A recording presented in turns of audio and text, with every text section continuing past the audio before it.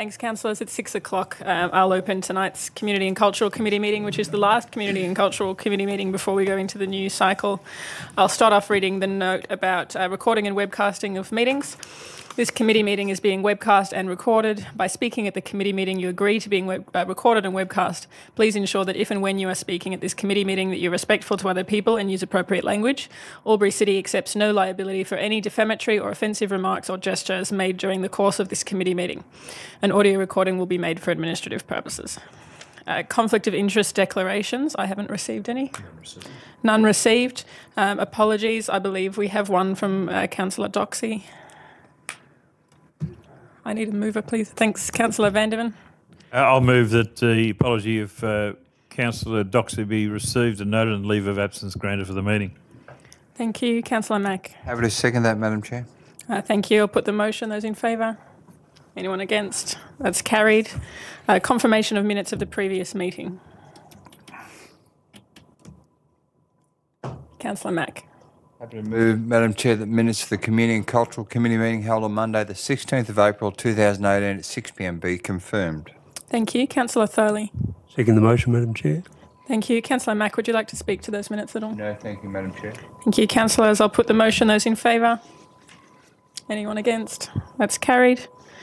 Matters arising from the minutes, I don't believe we have any. There are no reports and minutes of committees and working parties, so that brings us to officers' reports for consideration, starting with the draft South Albury Active Space Master Plan.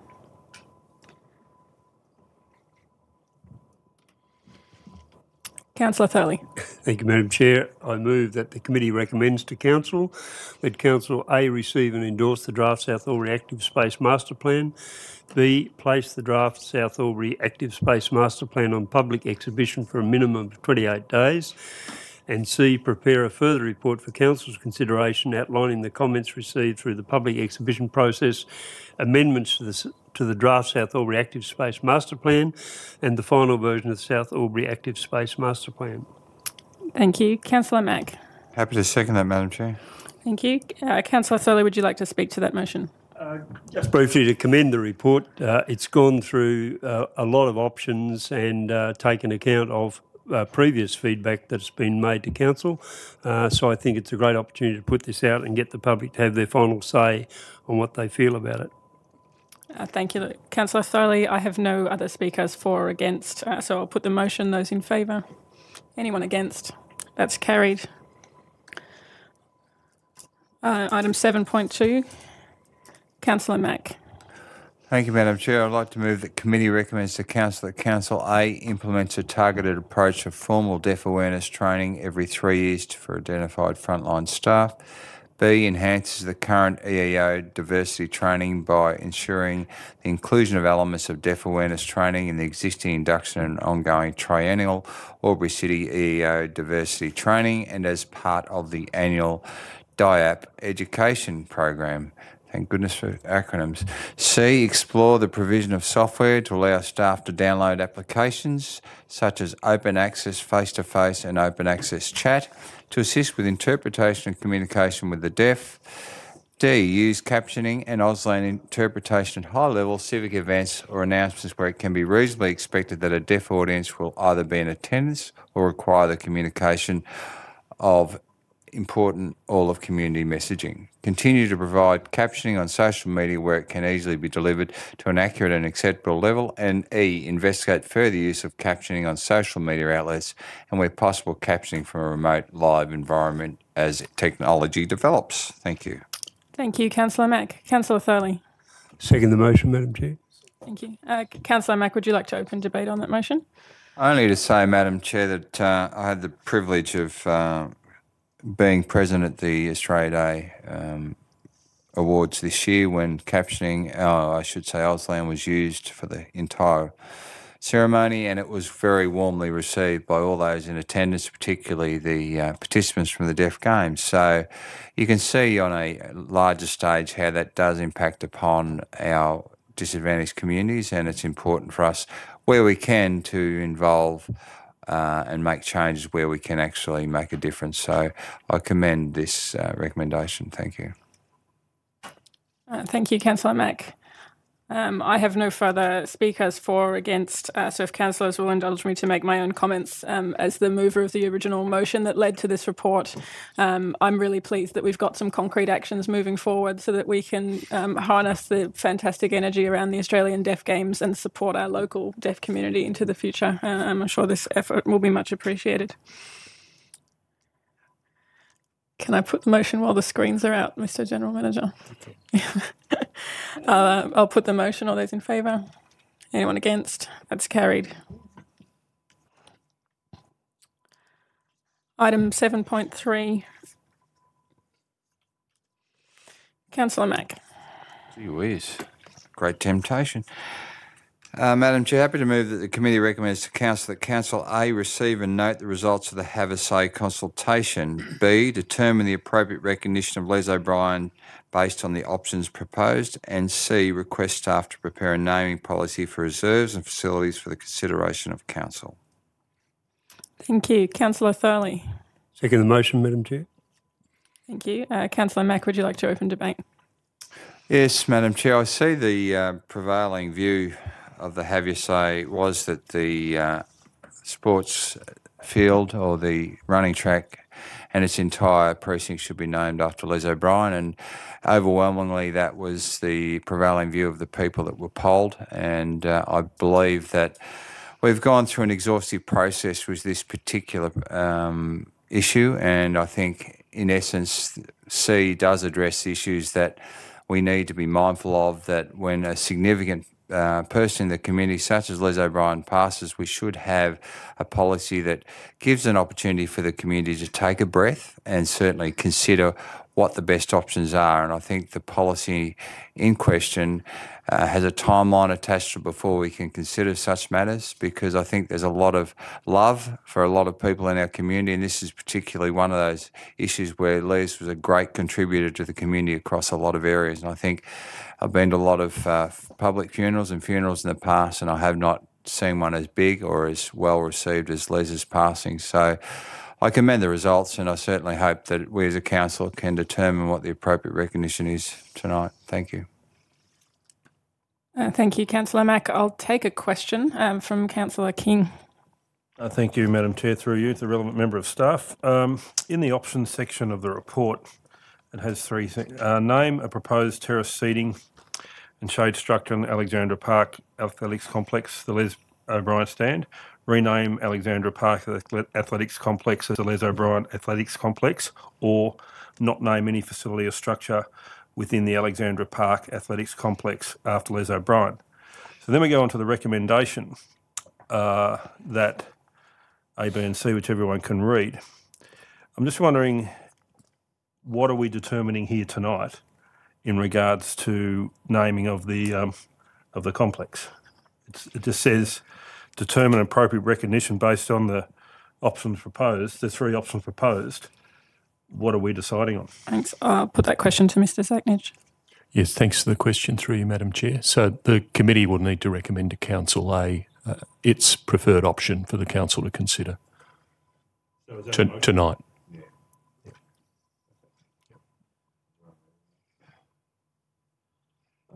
Yeah, look, I just want to also ask another question, just in relation to the procedure of going through the naming rights and develop a policy. That if we could actually have that running in conjunction with the naming of the, if the council agrees that they name the complex after Les O'Brien, that it's done first and the policy then just happens as its natural course, because I just don't want these things wound up in another, 6 months of bureaucracy whilst we go through the policy stage. That this could actually be something that was dealt with as a standalone item and just run through your naming course of action, and then that the policy that is overarching all of the things from now on is done separately. Thanks, Councillor King. I'll put that to Mr. Zaknich as well. Thanks again for the question through you, Madam Chair. So that's an avenue that's proposed for the committee to consider this evening. So they are separate items based on the motion before you. I suppose what you're saying, Councillor King, is that council perhaps there's a further requirement here to add the option to item B for recommendation to council, so that matter's determined, or a recommendation at least is determined by the committee this evening for council to consider. But certainly the processes would be done, separately. We wouldn't be waiting for a policy for council to come back to determine, unless that's what the council's desire is when it considers the matter at its full meeting. Thank you, Mr Zetnich. I've got another question from Councillor Mack. Thank you, Madam Chair. Just in relation to B, I'm interested in understanding whether or not you wish us to amend B and determine the appropriate recognition right now, because I'm happy to move an amendment to my own motion at this point. Councillor Mack, it's my understanding that's what the committee's meant to do tonight, so I'm happy to take your amendment to Part B. So with that in mind, I'm happy to determine that the appropriate recognition of Les O'Brien be that we rename Alexandra Park Athletics Complex as the Les O'Brien Athletics Complex. Have I got the support of my seconder, Councillor Thurley? Yes.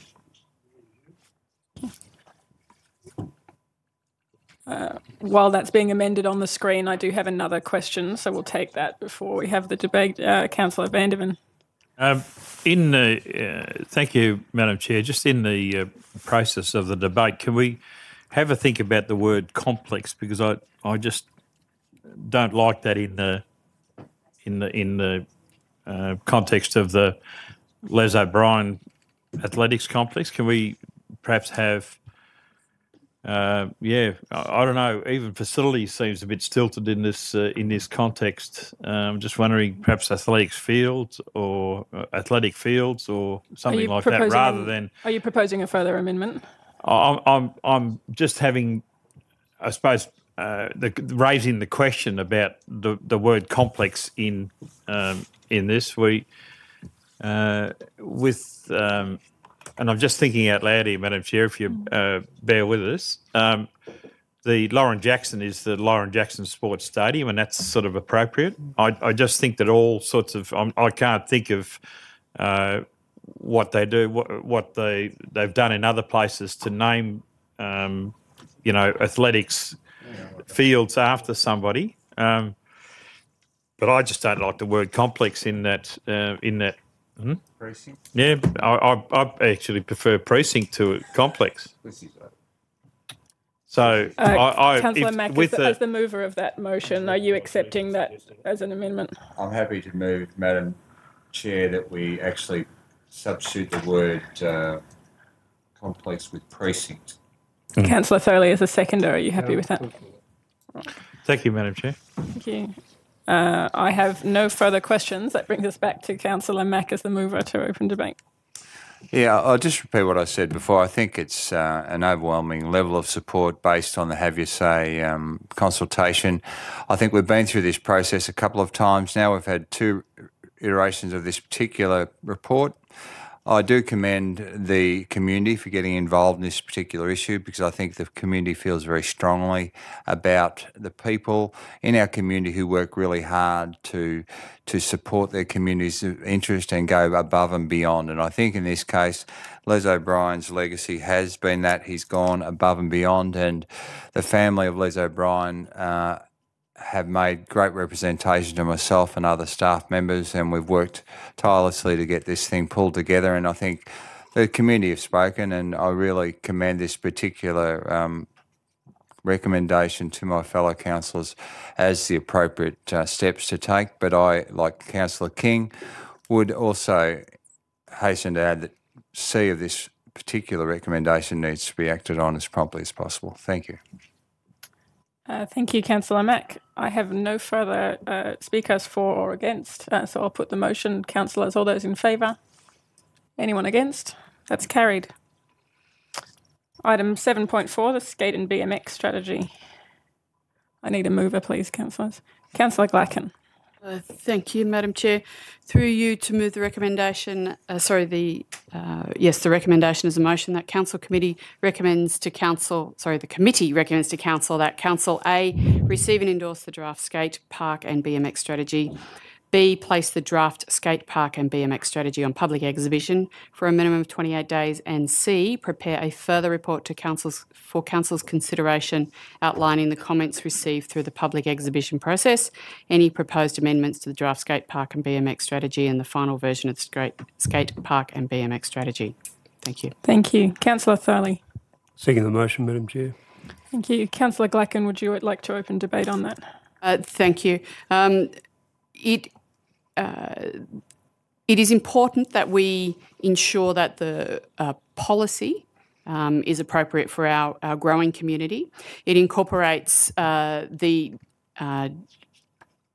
current maintenance requirements for the existing facilities, but it also looks forward to new facilities and the proposed development through those. So I believe this is a good way forward. Deals with the current situation, prepares for the future, but also provides a strategy. Thank you.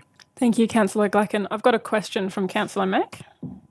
Thank you, Madam Chair. To the appropriate staff member, I notice the report mentions that the 3 skate facilities we have reached the end of their useful life. And to me, that flags potentially a OH&S issue, but in the next breath, under financial impact, there is no funding allocated in the next 4-year budget to rectify that issue. So I'm a little bit confused about end of useful life. So what happens from this point forward in terms of these facilities?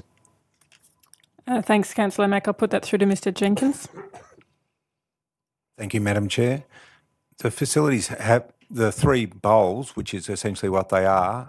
They don't contain all the skate elements that the young people are looking for, have reached the end of their effective lives. That doesn't mean that they can't be have minor maintenance work to keep them at a level where they're not dangerous. And all 3 skate bowls are checked on a regular basis to make sure that they meet the standards required, so that they're considered that they're safe for use.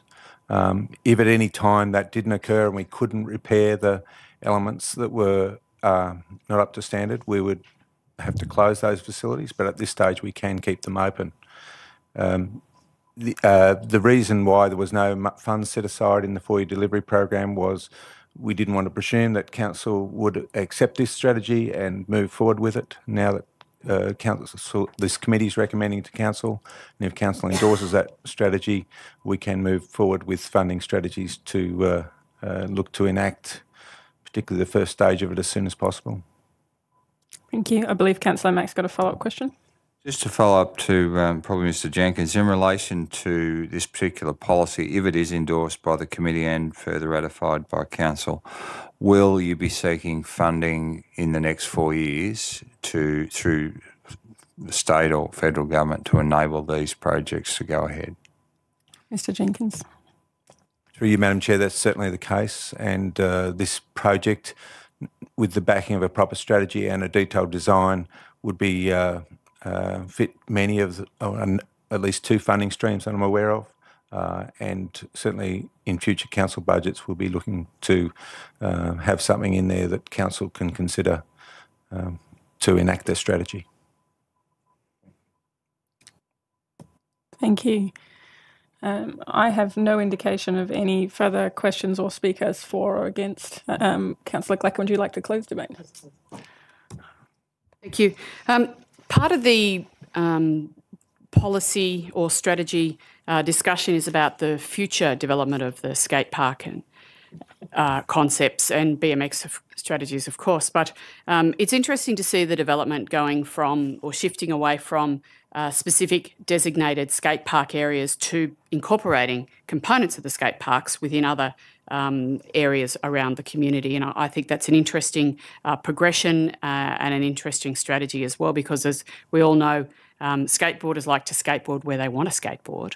And so providing a greater number of not necessarily as large facilities, but micro facilities, I believe is an interesting way forward and may actually be very well received by skateboarders within our community. So I look forward to hearing feedback from the community about that in particular. Thank you. Thank you, Councillor Glacken. I'll put the motion. All those in favour? Anyone against? That's carried. Councillor Thurley. to move item 7.5, I presume. Yes, thank you, Madam Chair. I move the committee recommends to Council that Council receive and note the report, endorse the updated advisory committee terms of reference,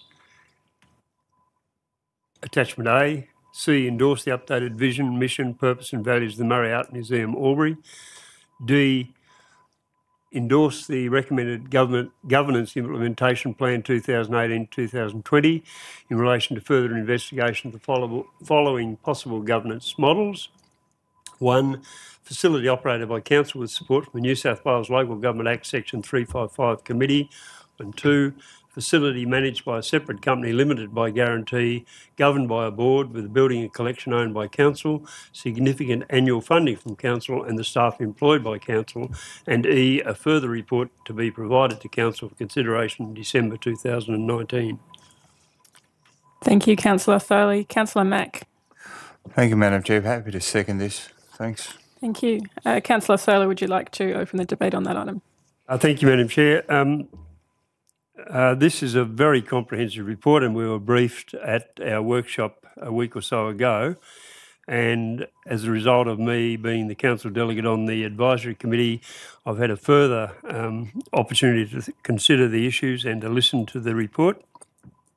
This is a great piece of work done by our Director, Bree Pickering, and other council staff. It sets out 2 very good options to look at bringing this important regional gallery out of the same place as other small regional galleries and put it up there with the biggest galleries. So it needs a new governance structure and this opportunity is here. It's not to be decided tonight. We're going to get further research and further work done and we'll get the opportunity to consider again next year what the final governance model should look like. But I commend the report and the way forward. Thank you, Councillor Thurley. I don't have any indication of any speakers against, so Councillor Mack to speak for as well. Thank you, Madam Chair. Just briefly, this particular infrastructure was built in our term of council, in the previous term of council, and I believe has grown into its own self and certainly has created a lot of discussion in the community and provided a great service to the community. I think this particular proposal provides a level of transparency, and I think there had to be that period of time where the gallery bedded itself in and we had to get the relevant committees together to understand what that excitement and exuberance look like.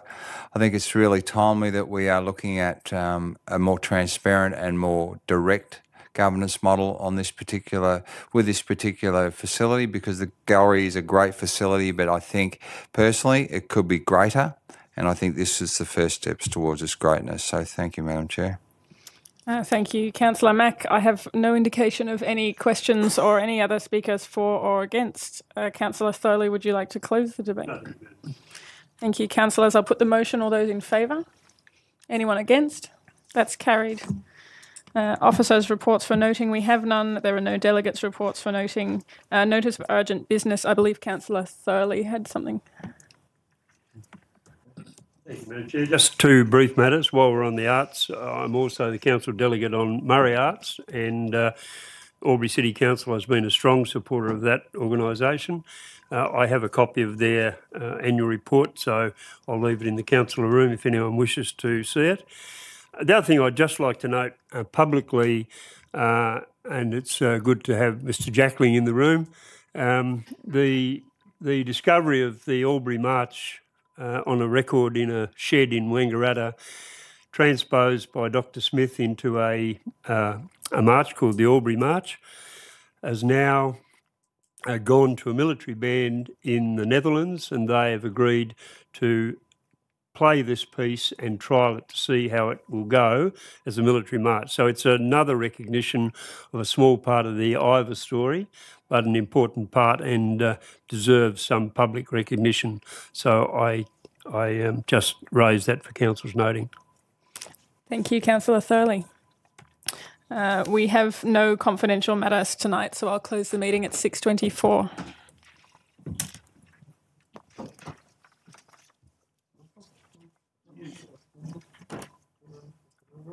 No questions from Darren. Next one. Okay. I see.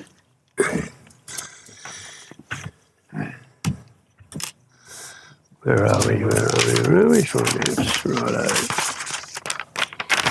1.3 million. Thank you, councillors. I'll declare open the Finance Administration Committee meeting at 6:25. This committee meeting is being webcast and recorded. By speaking at the committee meeting, you agree to being recorded and webcast. Please ensure that if and when you are speaking at this committee meeting, that you are respectful to other people and use appropriate language. Albury City accepts no liability for any defamatory or offensive remarks or gestures made during the course of this committee meeting. An audio recording will be made for administrative purposes. Conflict of interest declarations? None received. Apologies. Councillor Mack. Thank you, Mr Chair. Happy to move that Council receive, note and accept the apology of Councillor Doxey and grant leave of absence for the meeting. Thank you. Councillor Vandervan. Happy to second, Mr Chair. I'll put the motion. All in favour? Contrary to the motion is carried. FAC 4.1, minutes of the Finance Administration Committee meeting held on Monday 16th of April. Councillor Vandervan. Thanks, Mr Chair. I'll move the recommendation that the minutes of the Finance and Administration meeting held on Monday 16 April 2018 at 6:10 p.m. be confirmed. Councillor Mack. Happy to second that, Mr Chair. I don't have any questions, so I'll put the motion. All in favour? Against, the motion is carried. I don't have any indication of matters arising for the minutes, so I'll move on to FAC 6, minutes of committees and working parties. There are none. FAC 7.1, New South Wales Government Low Cost Loans Initiative. Councillor Vandervan. Wow, this is a really good one. Thank you, Mr Chair. I'll move that the committee recommends to Council A submit a low-cost loans initiative application to the New South Wales Government by 1 July 2018. B, endorse that Albury City's low-cost loans initiative application includes eligible capital projects that will be completed by 30 June 2021, as detailed within Albury City's 4-year delivery program 2018-2022. C, endorse that Albury City's draft 4-year delivery program 2018-2022 be amended to reflect Albury City's proposed low-cost loans initiative application. D, endorse that the projected timing of the drawdown of new loans included in the Albury City's draft 4-year delivery program 2018-22 be amended to offset the cash flow implications of applying 10-year terms for proposed LCLI loans. And E, authorise the General Manager to make applications to the New South Wales Treasury Corporation for the required loan funding in support of Albury City's low-cost loans initiative application. Councillor Stutchbury. I'll second that. Thank you. Councillor Vandervan, do you wish to speak to the motion? To be quite honest, it's come out of the blue for I think most of us that this sort of support for like an interest subsidy from the New South Wales Government is available now, and I just think it's a wonderful opportunity for us to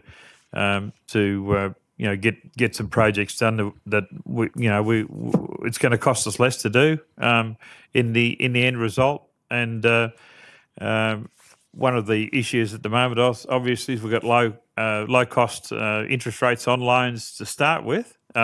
So this makes it even more beneficial for us to undertake these projects. So I commend this motion to fellow councillors. I have no questions or comments, so I'll put the motion. All in favour? Contrary to the motion is carried. FAC 7.2, the March quarter budget review.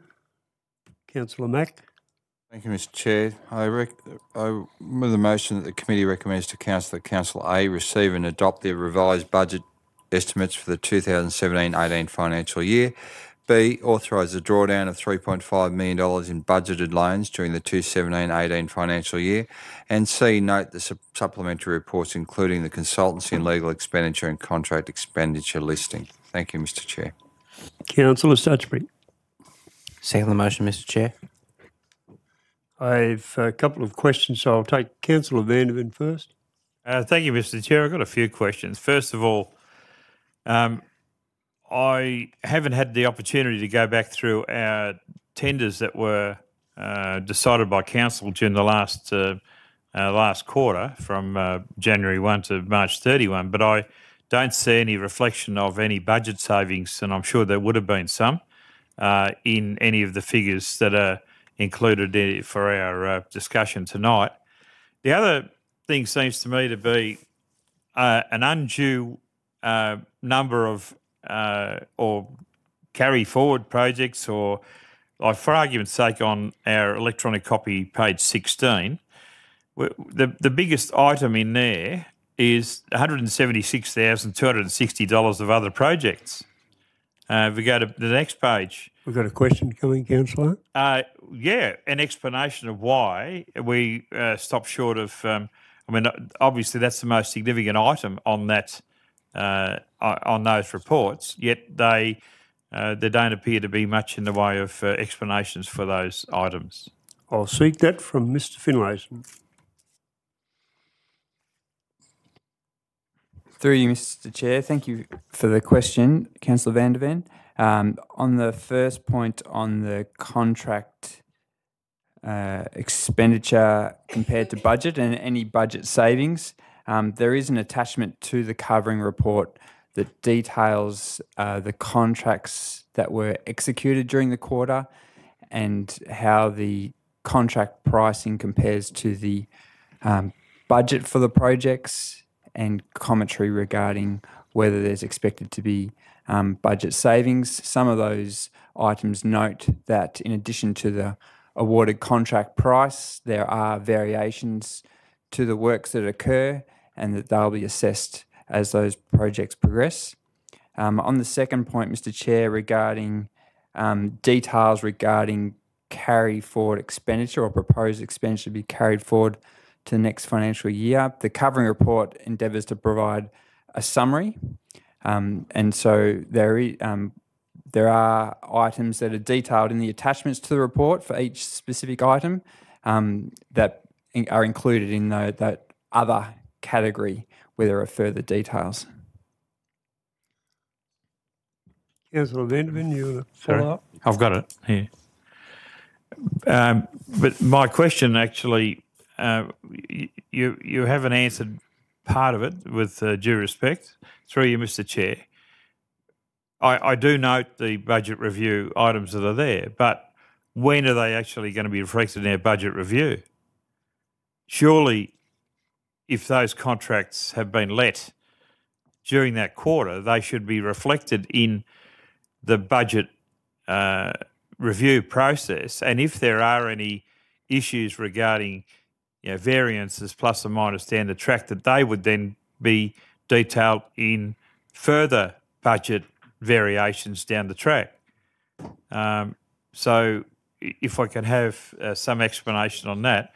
But the other issue for me is that, like with all of these explanations for improvements and deteriorations in various budgets, for argument's sake, in engineering, page 17 of the electronic report, you've got improvements totalling 501,000, but there's 83,500 in carry forward items. So deteriorations, the biggest item under deteriorations is 81,413 in other variations.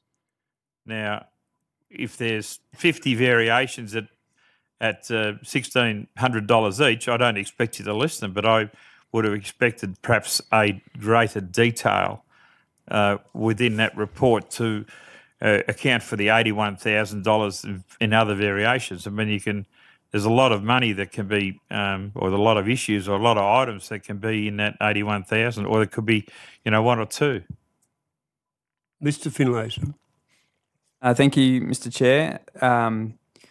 With the first item on the contracts compared to budget, in reviewing that attachment, it indicates to me that each of the contracts that are project related look like they're working towards the available budget and endeavouring to include variations and any additional design costs and the like within budget. There doesn't look to be any significant budget savings from those that are listed.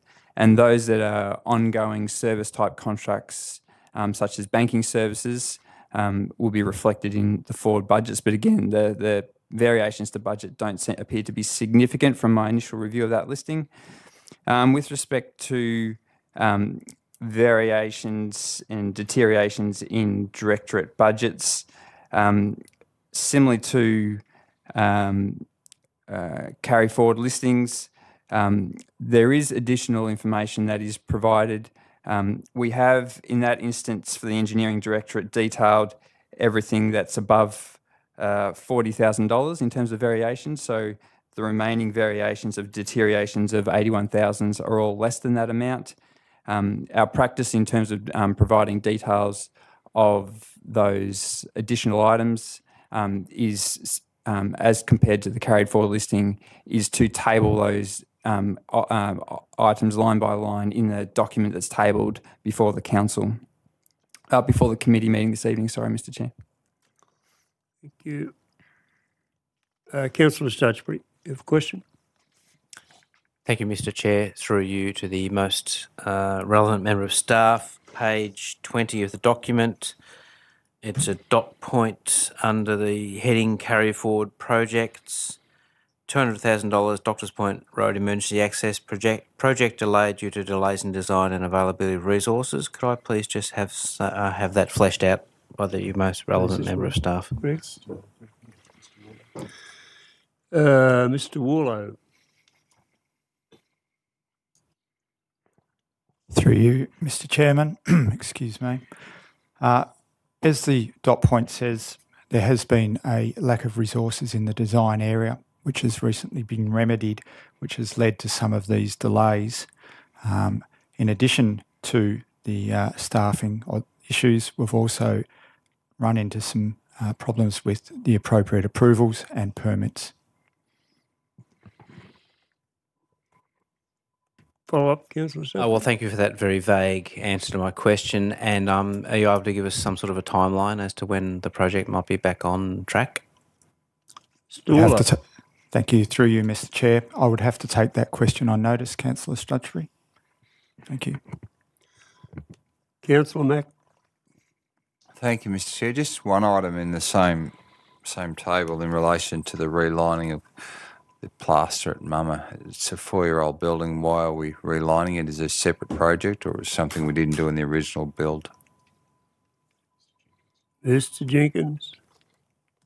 Through you, Mr. Chair. The relining, there was upstairs former council chambers. Through the building works was identified that our preference was to have it replastered so that the rehanging process that happens on a regular basis in that gallery could be undertaken. At the time of the build, it was decided not to do that replastering process. So this is providing the opportunity to do that so that we can get many years of use out of that wall rather than having to limit the types of hanging that can happen on that wall. I don't have any other questions or comments, so I'll put the motion. All in favour? Against? The motion is carried. We move on to FAC 8.1, Operational Plan Quarterly Progress Report. I need a mover for this. Councillor Con. Thank you, Mr. Chair. I move that the committee recommends to Council that Council receive and note the Operational Plan Quarterly Progress Report for March 2018. Councillor Stutchbury. I'd like to second that. Thank you, Mr. Chair. Councillor Con, do you wish to speak to the motion? No, thank you, Mr. Chair. I don't have any other questions or comments, so I'll put that motion. All in favour? Contrary, the motion is carried. FAC 8.2, Corporate Health Indicators, March 2018. Councillor Mack. Thank you, Mr. Chair. Happy to move the committee recommends to Council that Council receive and note the March 2018 Corporate Health Indicators Report. Thank you. Councillor Stutchbury. Mr. Chair, I'd like to second that motion. Thank you, Councillor Stutchbury. I have a couple of questions showing, so I'll take those first. Councillor Cameron. Thank you, Mr. Chair. As a former work cover inspector, my attention is drawn to workplace safety, and there appears to be a significant spike in the March quarter. In fact, there was, and I take that the report says one positive note arising from these recent incidences is the recovery of the injured employees. Well, it would have been far better, of course, if they had not been injured in the first place, but the March concluded with a lost time injury frequency rate of 11.1, which, if I could ask a couple of questions. The first would be, what percentage increase is that over the March quarter? Secondly, is there a clear understanding of how that increase came about? And finally, could we possibly receive a further report on how this, what I hope is an anomaly, has occurred? Presume that you agree. Yeah. Mr. Zachnich. Yes, thanks for the question through you, Mr. Chair. Certainly, we can provide a further presentation to Council in a workshop session, as we've done regularly, just to understand the current status of our workplace safety initiatives, and in particular, I certainly share the concerns regarding the recent spike in some of the lost time injury frequency, which is about we're running usually around the low end 5 or below as a lost time injury frequency. So there's been a 3 or 4 basis point increase over the quarter. In particular, some incidents over the December-January year quarter, which have bumped up our lost time injury frequency rate there over that period. In terms of, I think that covered the questions that you asked then, Councillor. I'll follow up, Councillor Cameron. Thank you, Mr. Chairman. I'd like to ask you, through you, to the most appropriate member of staff. I understand our full-time equivalent is just a little under 500 odd employees now, if you take into account all the part-time positions and casuals. I'd be curious to know if you can tell me what ratio broadly we have of those employees and managers engaged in work health and safety / occupational health and safety and risk assessment and risk management and those sort of categories. I'd just like to get a feel for how many staff we devote, given that we are a very large employer. Mr. Zachnich. Yep, thanks for the question through you, Mr. Chair. So the percentage is around the 1%, so there's 5 to 6 staff directly allocated to work health and safety, risk safety across the organisation, and dedicated into specific work areas. Based on our program that we're developing towards zero harm campaign internally to continue to drive for lower workplace injury as a key component of our delivery program. Those resources will look to be bolstered in how we can continue to raise awareness, change behaviours, and more importantly, ensure that our employees return home from work safely. Just one final addendum, if I might, Mr. Chairman. Thank you. What is it known if these or most of these injuries were in our civil engineering and maintenance area, that is our engineering section of council, or were they spread across the organisation? Thanks for the question again through Mr. Chair. So mostly in our engineering works wastewater area, where the risks are invariably higher because of the nature of the occupations there. Well, thank you. I don't know that invariably. Thank you. Councillor King, you have a question? The question, thank you, Mr. Chairman, through the relevant member of staff, in relation to the employee overtime costs to budget. In the document, it states that there was a 13% greater increase, greater than the original budget. I'm just curious to the relevant member of staff. Overtime is, in fact, work conducted outside normal hours.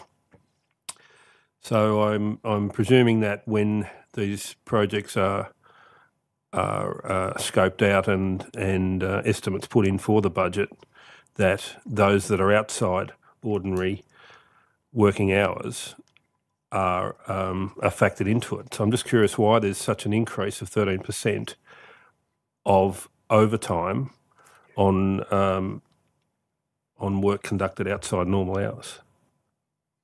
Mr. Zachnick. Thanks for the question, through Mr. Chair again. There really, as the report indicates, Councillor King, some of our more high-profile projects where we really want to be allocating additional resources. Griffith Street's an example.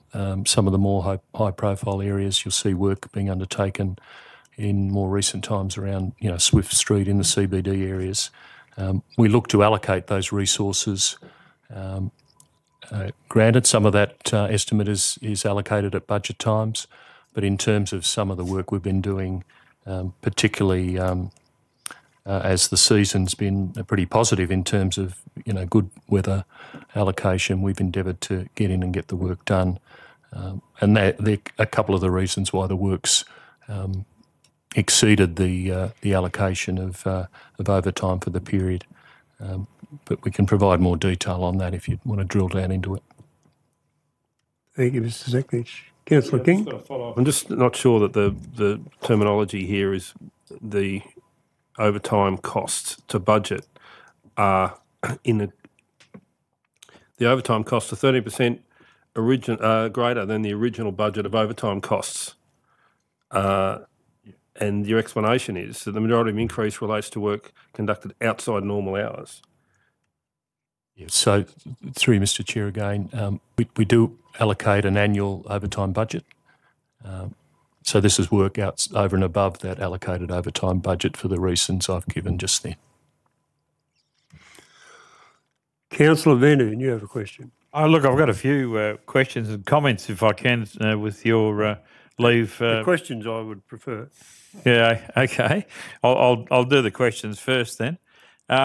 There were 22 departures for the period, which annualised is about 20% of our workforce. I'm just wondering, do we do exit surveys to find out whether there's issues and how that fits in with our employee satisfaction of around the 80% mark? Maybe it's the 20% that weren't satisfied that have left, but I just want to try and get some explanation around that. You want to take them one at a time? Thank you. Mr. Zachnick. Thanks for the question, through Mr. Chair. So as is detailed in the report, Councillor Van der Ven, employees might depart for various reasons, and they're listed in the report. We certainly do exit interviews on each and every one of those occasions, and feed that information back into recruitment initiatives, performance reviews and the like, depending on the reasons for departure. Obviously, where employment is terminated for various reasons, that's obviously something that we look at fairly closely as well. Councillor Van. Thank you, Mr. Chair. The year-to-date employee costs were 7% less than budget. That's a very significant figure. Is that a reflection of those 22 losses that we've had during the quarter? Through Mr. Chair again, it would reflect the fact that we always have a certain number of vacancies at any time during the year.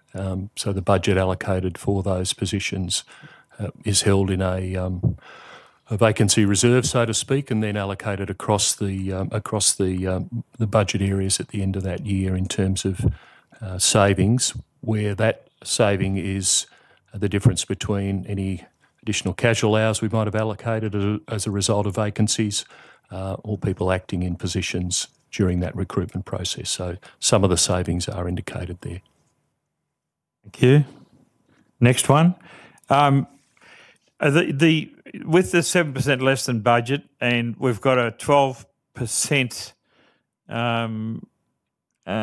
less than completed projects. We're supposed to be at 75 or at 63. Are all of these issues sort of related within those figures? I'm presuming that they are, but I'm just asking the question. Some are, Councillor Van der Ven. Thanks for the question, through Mr. Chair. Some are, and we've been, as Mr. Warlow's just indicated, we've been certainly recruiting heavily into the project and design space to pick up the activity there. And as you've seen from the various initiatives that have now been proposed to be funded by the state government, we're also looking to provide additional resources in that area, in addition to those identified positions in the current budget that we're also recruiting in the planning, development and building area that we've been successful in as well. Thank you. And just finally, the extra compliance officers, not the development compliance officers, but extra compliance officers seem to be working very well, because I got my first parking ticket outside work in 20 years, so that's good. And the other issue, on the last page of electronic copy, page 27, it says delivery program operational plan actions. It should be at the end of the quarter, operational plan actions for 67% complete, not the end of the year. I'll just make that note. Thank you. Thank you, Councillor Vanderveen, and my condolences on your parking ticket. Before I put this motion, I wanted to make a couple of comments. Councillor Cameron has certainly asked a few of the questions that I would have asked. There are a couple of very worrying things. So, for example, we had 20 safety-related incidents, and we ended up with 3 lost time injuries. We could have had 20 at that stage. So we are having a lot of incidents. Now, there's a school of thought that says if they're being reported, that's great. And if they're not being reported, are you hiding something? But when you're reporting 20, it's hard to say that that's great. So I endorse Councillor Cameron's comment and his request that we be given further briefing about what has caused this and what actions we intend to take to try and prevent it in the future. The other problem I have is a bit of a funny use of mathematics. In the human resources and lost time indicators, it says our lost time injury frequency target is 0, and we've had 11, and that's an 89% achievement.